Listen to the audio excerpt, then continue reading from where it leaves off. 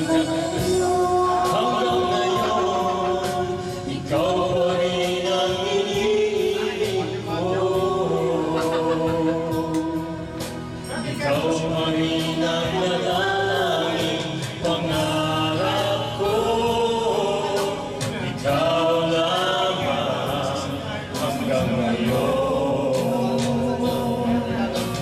Dapat naman natin pagbigyan.